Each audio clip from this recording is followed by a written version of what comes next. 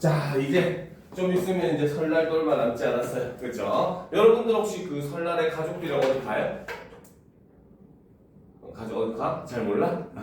그거 다음 주쯤에 여러분들 그거 한번 좀 알아보고 정확하게 언제부터 언제까지 가는지 선생님한테 연락을 좀 해줘야 알겠죠? 그래서 수업 관련해서 우리가 좀 일정이나 이런 걸 좀 정리를 할 필요가 있는지 없는지를 확인을 해봐야 되니까 한번 정리해서 주도록 합시다. 알겠죠? 자, 그래도 역시 설날이라고 하더라도 여러분들이 이제 좀 너무 노는 데만 집중을 하면 안 돼요. 특히 이제 고등학생이 되니까. 알겠죠? 그래서 고등학교가 되면은 사실 이제 공부라고 하는 게 요즘 학교들이 예전, 물론 이건 참 이런 얘기하면 참 꼰대라고 생각을 하는데, 그지? 선생님 학교 다닐 때는 항상 이제 명절이 지나면 시험이 있었어요. 특히나 이제 추석 같은 경우는 추석 연휴가 끝나면 바로 중간고사가 시작이 되는 그런 구조였거든요. 알겠죠? 그러다 보니까 명절날 제대로 쉬질 못해 항상 시험 대비를 해야 되고 공부를 해야 되고 이런 상황이었습니다. 근데 최근에는 이제 학교들이 보면은 보통 대부분의 학교들이 명절 전에 시험을 아예 쳐버리거나 명절이 좀 이르면은 굉장히 좀 기간을 많이 두고 시험을 치는 그런 모습을 좀 많이 보여주거든요. 그래서 이게 뭐 학생들은 그래도 좀 명절만이라도 마음 편하게 지낼 수 있다는 장점은 있긴 하지만 사실 공부가 한번 흐름이 끊기게 되면은 그걸 다시 복구하는데 굉장히 힘이 들어요. 여러분들은 공부를 안 해서 그 자리에 있는다고 생각하지만 사실 이건 후퇴거든요. 왜? 다른 사람은 그만큼 공부한 사람은 앞으로 나아가는 거고, 그렇죠? 그리고 며칠 동안 하지 않으면 또 감이라고 하는 것도 잃어버리게 되는 그런 상황이 오니까 이제 고등학교 되면은 이 3년 정도는 우리가 진짜 내 인생 남은 60년, 70년을 위해서 한번 투자해보자 이런 마음으로 명절에도 조금이라도 이제 하루에 뭐 하다못해 한두 시간이라도 여러분들이 공부를 좀 하고 복습하는 그런 습관을 가지도록 합시다. 알겠죠? 자, 오늘 이제 첫 번째 작품은 바로 이 수라라고 하는 작품입니다. 자, 이 수라의 작가가 보면 백석이라고 하는 시인이죠. 자, 이 백석 시인은 우리가 꼭 하나 기억해둘 내용이 있습니다. 자, 그거는 바로 뭐냐? 일제강점기 가족 공동체 해체 현상. 자, 요거를 우리가 꼭 기억을 해둬야 됩니다. 알겠습니까? 자, 실제로 일제강점기 때 물론 뭐 가족 공동체가 해체되는 게 이때만의 문제는 아니에요. 오히려 뭐 빈도수로 보면은 최근에 뭐 이혼하는 가정들도 많이 늘어나고 하니까 오히려 가족들이 흩어지는 모습이 최근이 더 심각할 수도 있긴 합니다. 그런데 하지만 이때 당시에 이제 가족이 헤어지게 되는 원인은 외부에 있었고 그것은 바로 일제의 그런 탄압, 수탈 이런 것에 있었다는 거죠. 그러다 보니까 많은 사람들이 자신이 살던 고향을 등져버리고 저 만주, 연해주, 길 멀리는 뭐 러시아, 블라디보스톡 지역까지 간 사람도 있었고 그 다음에 저 몽골 지역, 그 다음에 일본, 중국, 그 다음에 미국까지도 간 사람들이 있었다는 거죠. 그래서 그 사람들이 이렇게 유랑하는 떠돌이 삶을 살면서 가족들이 다 뿔뿔이 흩어질 수밖에 없었던 그때의 상황을 가장 핵심적으로 노래한 시인이 백석 시인입니다. 그리고 이 사람과 함께 우리가 보면 좋은 작가가 바로 이용학이라고 하는 시인이 있거든요. 그래서 이 사람도 역시 마찬가지 일제강점기 때 가족들이 헤어지는, 특히나 이제 이용학 같은 경우는 사람 가족들이 러시아까지도 유랑을 한 그런 모습을 보이니까 작품에서도 러시아 말도 등장을 합니다. 그래서 우라지오 가까운 항구에서는 해가지고 이 우라지오가 러시아 블라디보스톡에 있는 항구 이름이거든요. 그렇죠? 그래서 거기서 이제 그 고향을 그리워하는 그런 모습을 보여주듯이 이렇듯 이제 일제강점기라고 하는 그런 시대적 상황과 맞물려서 우리가 작품을 이해해야 되는 작가 중에 한 사람이 바로 이 백석이라고 하는 시인입니다. 알겠죠? 자, 그러면 처음부터 한번 보도록 합시다. 자, 거미 새끼 하나 방바닥에 나는 것을 나는 아무 생각 없이 문 밖으로 쓸어버린다라는 거죠. 그렇죠? 자, 여기서 일단 우리가 이 거미 새끼, 자, 지금 화자가 바라보고 있는 대상, 즉 시적 대상 첫 번째가 됩니다. 그렇죠?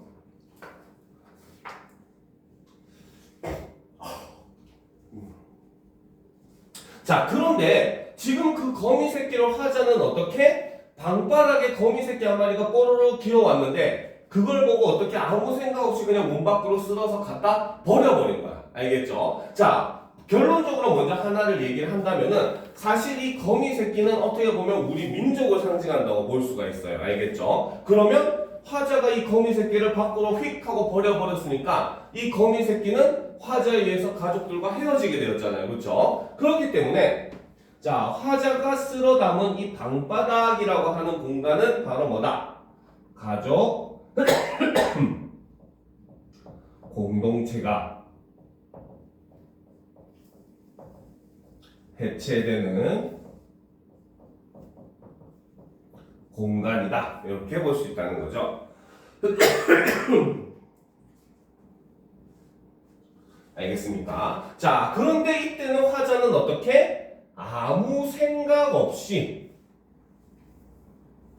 쓸어버렸다는 거죠. 자, 화자의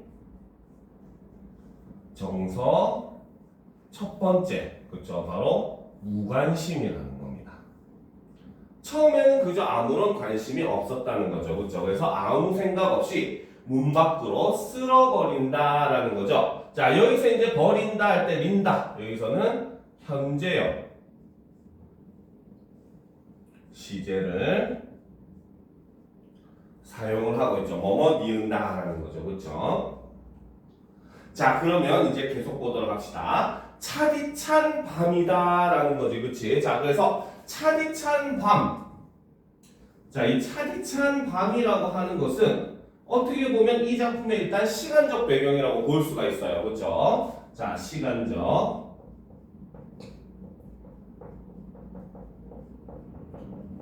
배경입니다. 자, 그런데 지금 아까도 얘기했지만 이 거미 새끼는 우리 민족을 상징한다고 그랬어요. 그렇죠? 그런데 화자는 바로 뭡니까? 그 거미 새끼를 쓱 쓸어다가 밖으로 그냥 휙 하고 갖다 버려버린 거야. 알겠죠? 그래서 이거는 첫 번째로 바로 뭐다? 시적 화자의 차가움을 부각해주는 그러한 요소가 있다는 거죠. 자, 그리고 두 번째는 역시 바로 뭐다? 지금 거미가 처해진 상황이 바로 차가운 밤이라고 표현이 되어 있죠. 현실이 좋겠어, 안 좋겠어? 안 좋겠지, 그치? 그렇기 때문에 바로 이거는 일제강점의 부정적 현실이다. 이렇게 볼 수도 있다는 겁니다. 알겠죠? 자, 그 다음 보도록 합시다. 자, 좀 올려놓고. 자, 언제인가 새끼 거미 쓸려나간 곳에 큰 거미가 왔다. 자, 그래서 자기가 아까 처음에 조그마한 거미 새끼 한 마리를 밖에다 내다 버렸는데 그 자리에 조금 더 큰, 마치 그 거미의 어미처럼 보이는 그러한 큰 거미가 오게 됩니다. 그렇죠? 자, 여기서 큰 거미. 자, 이게 바로 시적 대상 두 번째가 된다는 거죠.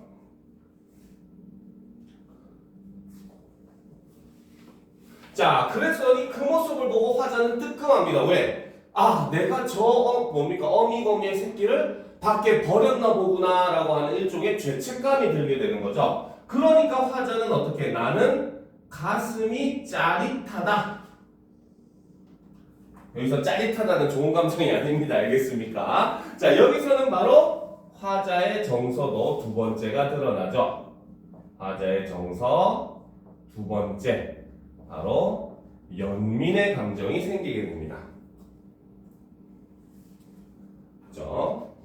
자, 나는 또 큰 거미를 쓸어 문 밖으로 버리며, 그렇죠? 지금 화자는 뭡니까? 큰 거미를 다시 문 밖으로 버렸어요. 아픈 건 아픈 거고 징그러운 건 징그러운 거야? 그런 건 아니겠죠. 그렇죠? 바로 뭐다? 화자는 지금 이렇게 쓸어 문 밖으로 버리면 뭘 바란다? 찬 밖이라도 새끼 있는 대로 가라고 하며 서러워한다라는 겁니다. 그렇죠? 자, 그래서 이 연에서는 지금 정서가 두 가지가 등장을 하죠. 그렇죠? 바로 화자의 정서 세 번째, 바로 서러움이 느껴지는 거죠. 자, 그래서 지금 이 화자는 바로 뭐다? 비록 찬 밖일지라도, 비록 부정적인 현실일지라도 바로 이 큰 거미가 밖에 나가가지고 자신의 새끼와 만나기를 화자는 바란다는 겁니다. 알겠습니까? 자, 그래서 화자는 바로 뭐다? 자, 거미 새끼와 큰 거미를 가족으로 인식을 하더라는 거죠. 그렇죠? 자, 그래서 이렇게 해서 아린 가슴이 싹기도 전이다. 그렇죠? 이렇게 해서 아픈 가슴이 뭡니까? 가라앉기도 전이라는 거죠. 자, 어에서 좁쌀만한 한, 그 다음에 자, 알에서 가재 깨인 듯한 발이 채 서지도 못한 무척 작은 새끼거미가 이번엔 어미 없어진 곳으로 와서 아물거린다라고 얘기를 하고 있어요. 그렇죠? 자, 좀 줄여놓고 가야겠네.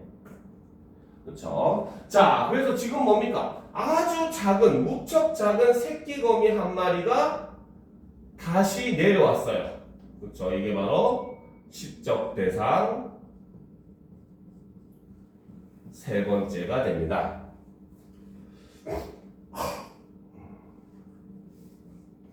자, 그런데 앞에서는 그냥 거미 새끼 하나, 그 다음 두 번째는 큰 거미 이렇게 얘기하다가 여기서는 지금 새끼 거미를 꾸며주는 말이 굉장히 길어졌죠. 바로 좁쌀만한 알에서 가재 깨인 듯한 발이 채 서지도 못한 무척 작은 새끼거미라고 이야기를 하는 겁니다. 그렇죠? 자, 그래서 여기서는 바로 뭐다? 무척 작은 새끼거미를 수식하는 저 말이 길어지고 있더라는 거죠. 그래서 이를 통해서 바로 무엇을 나타낸다? 바로 거미의 연약한 모습을 강조해주는 이러한 역할을 하더라라는 겁니다.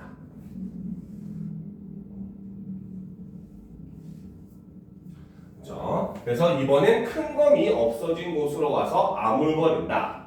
나는 가슴이 메이는 듯하다라는 거죠. 자, 앞에서는 이제 짜릿했는데 이제는 아예 가슴이 메이는 것 같이 느껴지더라라는 겁니다. 이게 바로 시적 화자의 정서 네 번째, 그렇죠? 바로 미안함, 안타까움. 왜? 마치 자기가 뭡니까? 이 아주 작은 이 새끼 거미의 어미랑 형을 밖으로 내다 버린 것과 같은 그런 마음 때문에 굉장히 미안하고 죄책감도 느껴지더라는 거죠. 자, 내 손에 오르기라도 하라고. 그렇죠? 지금 바로 뭐다? 나는 그 작은 거미가 너무 불쌍했던 거야. 그래서 밖에 내주기 위해서 손에 오르라는 거죠. 일종의 연민에 의한 행동을 이렇게 하고 있더라는 거죠. 그래서 내 손에 오르기라도 하라고 나는 손을 내어옵니다. 분명히 울고불고할 이 작은 것은 나를 무소히 달아나 버리며 나를 서럽게 한다라는 거죠. 그렇죠? 그러니까 지금 거미는 바로 자신을 이렇게 무서워하면서 이렇게 도망가는 모습을 보여주더라는 거고, 그걸 보면서 화자는 서러움을 느꼈다는 겁니다. 그렇죠? 자, 계속 올려놓고 보도록 합시다. 자, 나는 이 작은 것을 고이 보드라운 종이에 받아, 그쵸? 또 문 밖으로 버리며, 그쵸? 자, 여기서 바로 이 문 밖이라고 하는 공간, 그쵸?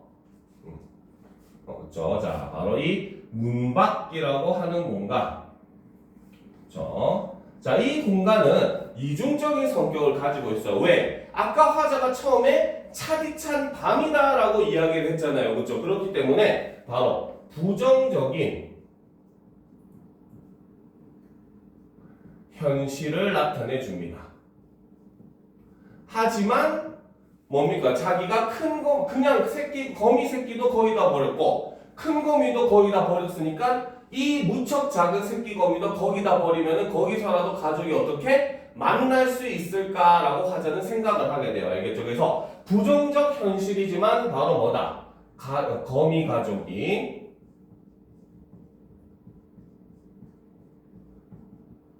상봉하기를 소망하는 공간이라고 볼 수 있다는 겁니다.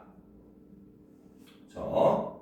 자, 그래서 일종의 재회가 가능한 공간이라는 거죠. 그래서 문 밖으로 버리며 이것에 엄마와 누나나 형이 가까이 이것에 걱정을 하며 있다가 쉬이 만나기나 했으면 좋으련만 하고 슬퍼한다라는 거죠. 그래서 쉽게 만나기를 바란다 라는 거는 바로 가족 공동체의 회복을 염원을 한다라고 볼 수 있다는 거고, 그렇기 때문에 그런 모습을 보면서 화자는 결국 마지막에 슬픔을 느끼게 됩니다. 그렇죠? 슬퍼한다. 바로 화자의 정서 5번째, 바로 슬픔이 드러난다.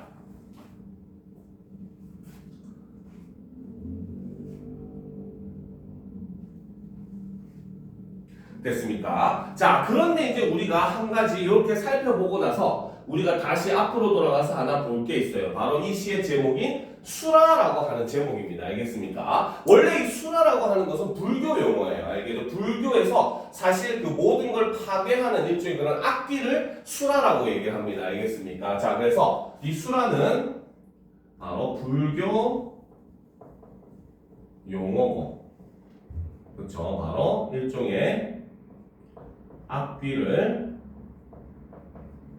상징한다는 거죠. 자, 그렇기 때문에 이 시에서는 바로 이 수라라고 하는 제목의 의미가 굉장히 중요합니다. 알겠습니까? 자, 그런데 이제 수라라고 하는 대상은 사실 두 가지로 볼 수가 있어요. 첫 번째는, 자, 어떻게 보면 이 시의 메인은 화자가 아니라 바로 화자가 버려버린 거미 가족이라고 볼 수 있다는 거죠. 그렇죠? 그렇기 때문에 여기서 지금 거미 가족에게 수라라고 하는 존재는 사실 누구다? 시적 화자 자신이라는 겁니다. 알겠습니까? 그래서 첫 번째 의미는 바로 뭐다?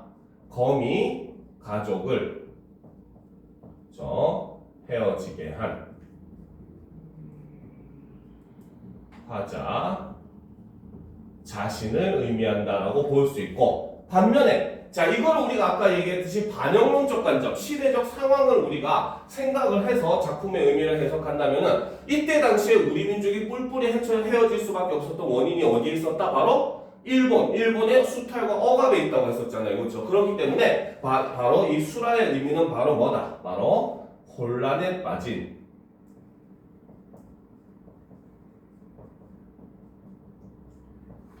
그렇죠? 일제 강점기의 현실을 수라라고 표현했다라고 볼 수 있다는 거죠. 그래서 가족들이 일제에 의해서 이렇게 헤어질 수밖에 없었다라고 하는 것을 불교의 그런 악귀를 나타내는 용어를 통해서 제목을 정한 그 작품이 바로 이 백석의 수라라고 하는 작품입니다. 알겠습니까? 다 적었습니까? 그렇죠? 자, 그러면 이제 우리가 또 다음 작품으로 넘어가 보도록 합시다. 여승은 그냥 넘어가고, 자, 산수유나무의 농사, 문태준의 산수유나무의 농사를 한번 살펴보도록 합시다.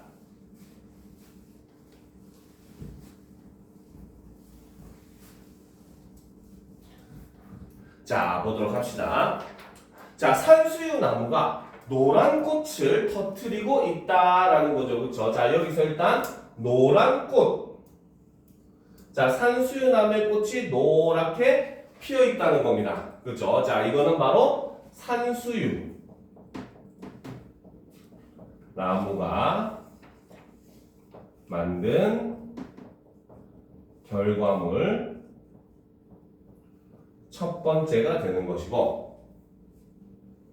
그렇죠? 자, 이런 부분에서 바로 뭐다? 색채어를 역시 사용을 하고 있죠. 색채어를 사용을 해서 대상을 묘사를 하고 있습니다. 됐습니까? 자, 그래서 산수유나무가 노란 꽃을 터뜨리고 있다. 산수유나무는 그늘도 노랗다 당연히 말이 됩니까? 안 됩니까? 안 되겠죠. 그렇죠? 그런데 화자는 바로 뭐다? 산수유나무의 그늘도 노랗다라고 인식을 하고 있죠. 바로 이게 산수유나무가 만든 결과물 두 번째가 되는 겁니다. 그렇죠? 자, 그런데 이제 여기서 바로 우리가 그늘이라고 하는 거, 물론 많은 시에서는 이제 그늘이라고 하면 일종의 어두운 현실, 어두운 미래 이런 거 상징한다고 묘사를 하기도 하지만 이 시에서는 좀 다른 의미로 볼 수가 있어요. 알겠죠? 우리가 한여름 더울 때 나무 그늘에 들어가면 좀 시원함을 느끼잖아요. 그렇죠? 그렇기 때문에 여기서 이제 바로 이 나무의 그늘이라고 하는 것은 바로 뭐다? 위안과 그렇죠? 자, 휴식을 주는 미덕. 즉 바로 뭐다? 다른 존재에 대한 배려를 이렇게 그늘로 표현을 했다는 겁니다. 알겠습니까? 자, 계속 보도록 합시다. 자, 마음의 그늘이 옥말려 든다고 불평하는 사람들은 보아라 라는 거죠. 자, 옥말려 든다라고 하는 게 바로 뭡니까? 밑에 보면은 그 일종의 옹졸한 이런 의미라고 볼 수가 있거든요. 그렇기 때문에 사람이라고 하는 사람 존재들은 어떻다? 사람이라고 하는 존재들은 마음의 그늘이 옥말려 든다고 불평을 하더라는 거죠. 그렇죠?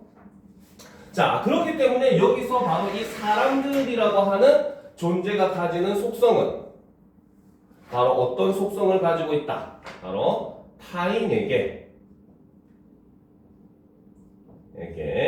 베풀지 못하는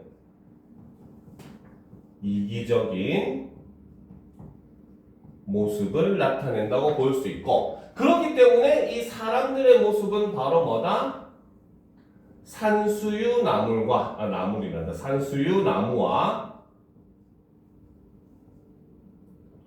대조를 이루고 있다.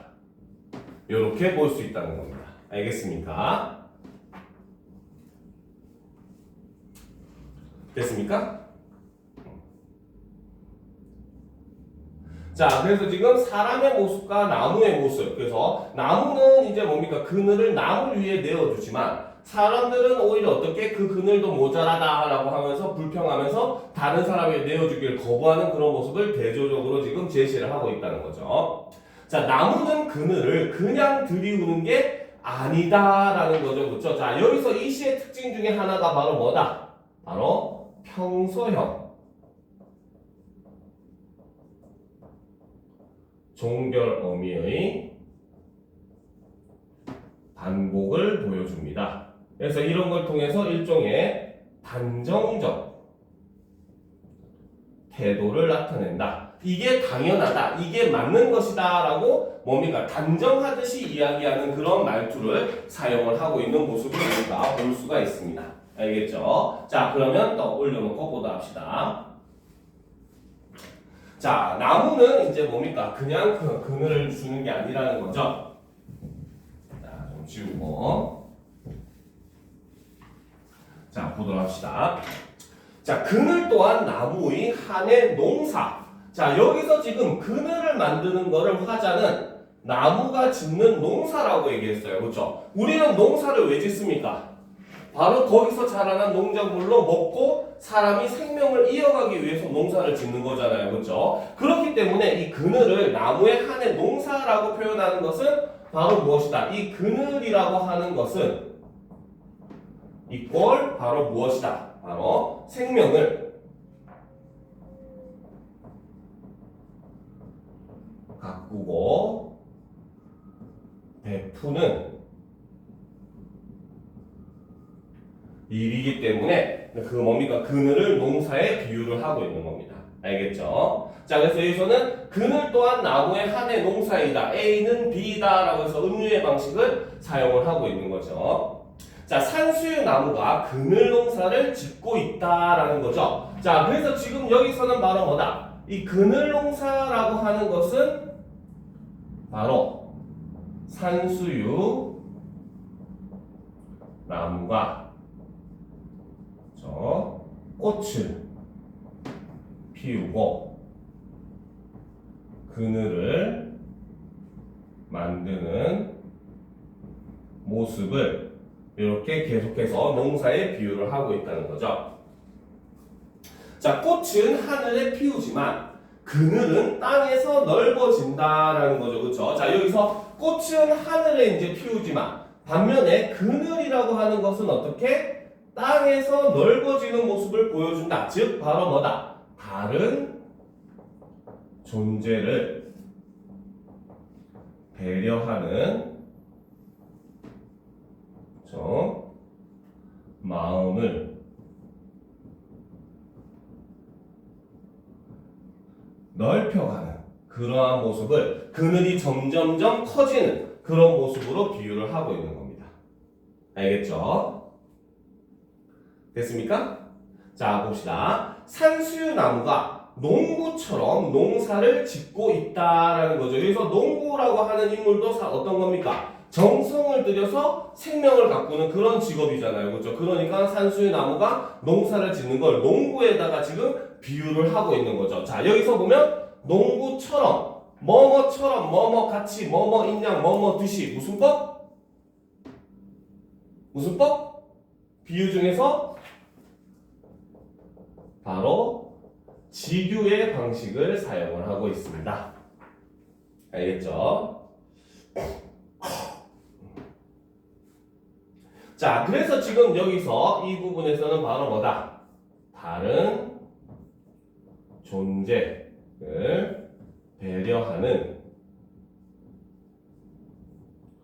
미덕을 가진 나무의 모습을 이렇게 묘사를 하고 있는 거죠.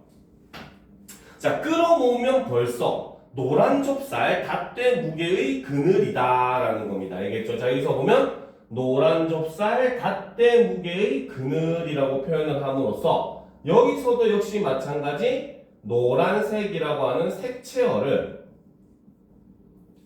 사용을 하고 있죠. 그렇죠? 자, 그리고 이것은 바로 뭐다? 산수유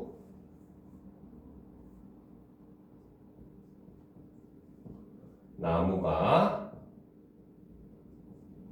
짓는 그늘 농사의 가치를 감각적으로 표현을 하는 그런 모습을 보여주고 있다는 겁니다.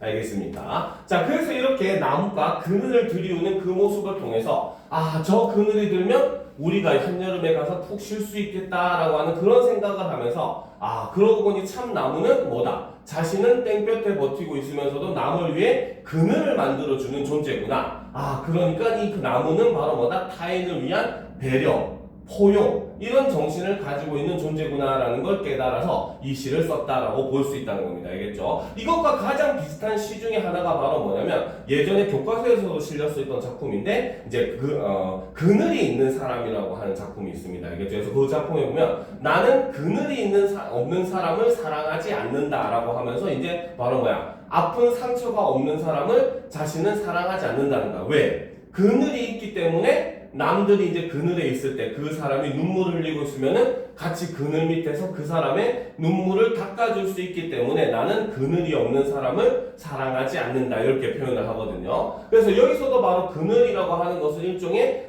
두 가지 의미로 볼 수가 있는데 실제로는 삶에 우리가 가지고 있는 그런 어려움, 힘겨움 이런 걸 상징한다고 볼 수 있지만 그 그늘 밑에서 다른 사람의 눈물을 닦아준다라고 하는 건 바로 뭐다? 나도 비록 힘겨운 상황이지만 타인을 어떻게 배려하고 타인을 이해하고 타인을 도와줄 수 있는 그런 태도 이런 걸 보여주는 그런 시이기 때문에 비슷한 주제로서 여러분들이 같이 받으면 굉장히 도움이 될 겁니다. 알겠습니까? 자, 그 다음 작품 보도록 합시다. 자, 바로 20페이지, 22페이지 바로 정현종의 방문객이라고 하는 작품을 보도록 합시다. 자, 여기 교과서에도 실어놓기는 했는데 여러분들이 방문객이라고 하는 시는 뒤에 있는 장성남의 배를 매며라고 하는 작품이나 같이 보면 굉장히 도움이 돼요. 알겠죠? 자, 그러면 보도록 합시다. 자, 사람이 온다는 것. 자, 사람이 온다는 것. 이거는 바로 뭐다? 새로운 만남. 그 다음 사랑. 이런 걸 상징한다고 볼 수 있다는 거죠. 그래서 우리가 누군가를 만난다는 것, 혹은 누군가를 사랑한다는 것, 그쵸? 실은 어마어마한 일이다라는 거죠. 자, 여기서 어마어마한 일, 그쵸? 자, 이것이 바로 뭐다? 바로 방문객과의 만남에 대한 깨달음을 이렇게 제시했다는 거죠. 즉, 우리가 살아가면서 누구를 만난다는 것, 누구를 사랑한다는 것, 사실 생각만큼 가벼운 문제가 아니라는 겁니다. 알겠죠? 물론 여러분들도 나중에 대학에 가면 넓은 멋진 캠퍼스에서, 그쵸? 캠퍼스 커플이 돼서 멋진 남자친구, 여자친구에게 사귈 거란 말이에요. 그죠? 자, 그런데 이제 우리가 막 그렇게 흔하게 만난다고 생각을 할 수 있지만 사실 이렇게 사람이 누군가와 만난다는 것, 인연을 맺는다는 것, 생각보다 가벼운, 그렇게 작은 일이 아니다라고 하는 화자의 깨달음을 먼저 제시를 하고 있습니다. 알겠죠? 그러면 이제는 왜 그것이 어마어마한 일인지를 이제 살펴봐야겠죠? 자, 그는, 자, 여기서 바로 이 그가, 자, 일단 시에서 보면 바로 방문객이 되겠죠.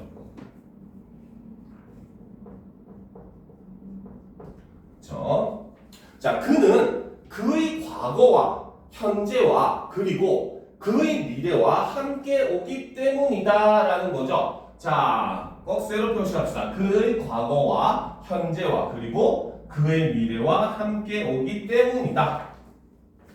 그렇지? 자, 이것 때문에 바로 뭐다? 바로 방문객과의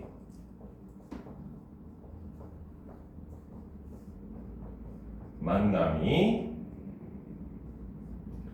어마어마한 일인 이유가 된다는 겁니다. 자, 그리고 여기서 보면 그의 과거와 현재와 그 다음에 미래와, 그쵸? 자, 여기서는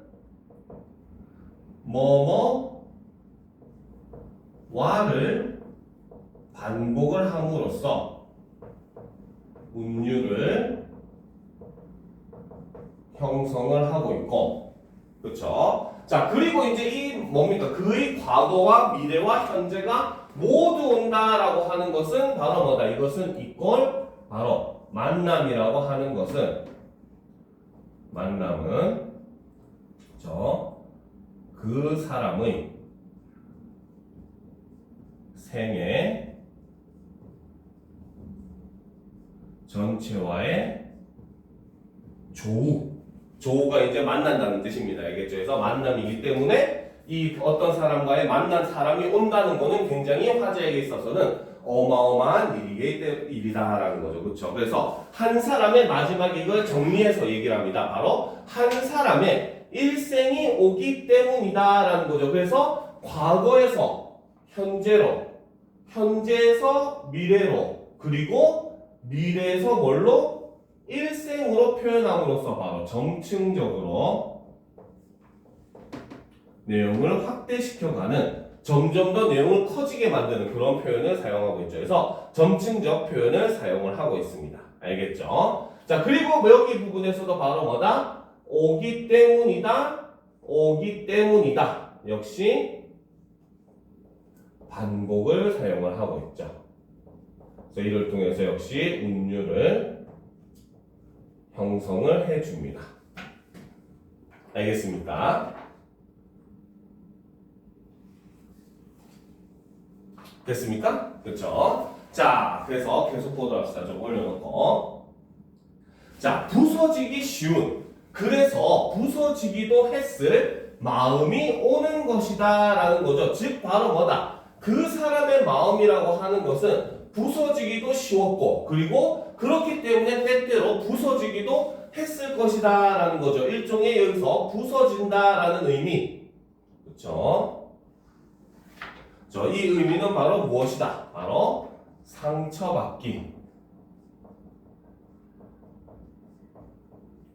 쉬운 상태 그런 마음이라는 겁니다. 그래서 그런 마음이 오는 것이다. 그 갈피를 아마 바람은 더듬어 볼 수 있을 마음이라는 거죠. 그렇죠? 자, 그렇기 때문에 뭡니까? 그 갈피를 유일하게 뭡니까? 누구는 바람만은 더듬어 볼 수 있을 거다라고 지금 얘기를 한다는 거죠. 그러면 여기서 바람이라고 하는 것은 바로 어떤 역할을 한다? 바로 자, 부서지기 쉬운 그렇죠? 다른 이의 마음을 살피고 이해할 수 있는 그러한 존재로서 이 시에서 바람을 제시해주고 있다는 거죠. 그래서 너무나 연약하기 때문에 다른 것들은 그걸 만질 수 없고 바람만은 그 마음을 살포시 이해를 해줄 수 있는 어루만져 줄 수 있는 그런 존재다라고 이야기를 하는 거고 그렇기 때문에 그 사람의 마음이라고 하는 건 그만큼 굉장히 부서지기 쉬운 상태 그렇죠? 굉장히 힘겨운 상태의 모습을 가지고 있다라고 볼 수 있다는 겁니다. 알겠습니까? 자, 내 마음이 그런 바람을 흉내낸다면 그렇죠? 자, 지금 여기서는 바로 뭐다? 흉내낸다면이라고 함으로써 가정법을 사용을 하고 있죠. 그래서 가정법을 사용함으로써 바로 뭐다? 화자 자신도 어떻게 할 수 있기를 화자도 그렇죠? 바람과 같이 타인의 그렇죠? 마음을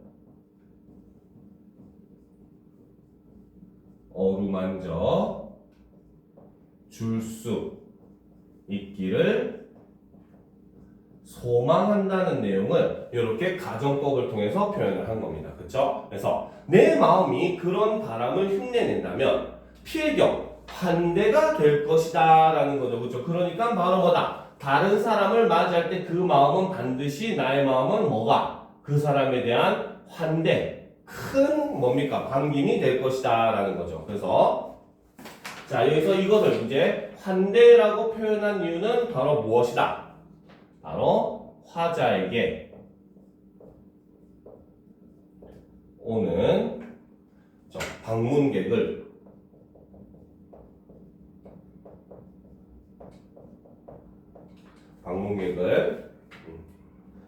맞이하여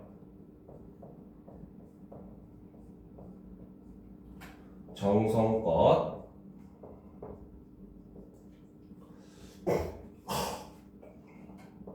대하고자